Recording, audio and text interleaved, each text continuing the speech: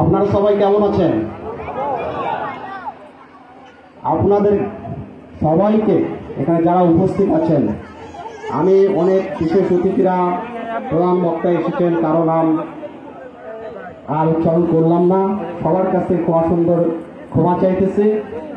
এবং আপনারা আমার সামনে যারা বসে আছেন, এই সাঁতানা বাজার এই এলাকার জনসাধারণ এবং বাংলাদেশ জাতীয়তাবাদী দলের কর্মীরা, আপনারা যারা অধীর আগ্রহ নিয়ে সেই আসরের টাইম থেকে এখানে বসে আছেন, সবাইকে বাংলাদেশ জাতীয়তাবাদী দলের ভারপ্রাপ্ত চেয়ারম্যান জনাব তারেক রহমানের পক্ষ থেকে এবং দেশনেত্রী বেগম খালেদা জিয়ার পক্ষ থেকে আপনাদেরকে সালাম, আসসালামু আলাইকুম, এবং অন্য ধর্মের ভাইদের প্রতি আদাব।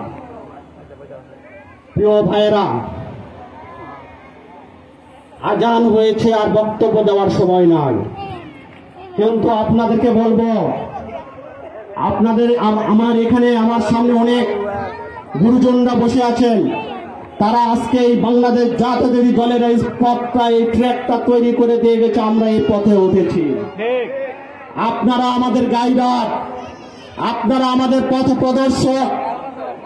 সুতরাং আপনারা যারা এখানে গুরুজনরা আছেন, যারা শহীদ প্রেসিডেন্ট জিয়াউর রহমানের রাজনীতি দেখেছেন, শহীদ প্রেসিডেন্টের সততা নিয়ে সারা বিশ্বকেও প্রশ্ন তুলতে পারবেন না, আপনারা জানেন, ঠিক কিনা? প্রিয় সংগ্রামী ভাইরা, তাই প্রিয় ভাই বোনরা, আপনাদেরকে বলতে চাই, আমি এই শহীদ প্রেসিডেন্ট জিয়াউর রহমানের দলটিকে বেছে নিয়েছি একমাত্র শহীদ প্রেসিডেন্টের যে সততা, সেই সততার গুণ থেকে। দুঃখজনক হলেও সত্য, আজকে আমরা শহীদ প্রেসিডেন্ট জিয়াউর রহমানকে হারিয়েছি, কিন্তু এই বাংলাদেশে দেখা গেছে এই রাজনীতি নামে আজকে যে কলঙ্ক রাজনীতি সূচনা হয়েছে, এবং বিগত দিনে আপনারা হাসিনার যে কলঙ্ক রাজনীতি, দুর্নীতির রাজনীতি, মিথ্যাচারের রাজনীতি আপনারা দেখেছেন, পদে পদে পদে পদে প্রত্যেকটা ঘাটে মাঠে তাদের দুর্নীতি ছায়াগ্রস্ত হয়েছিলেন তারা।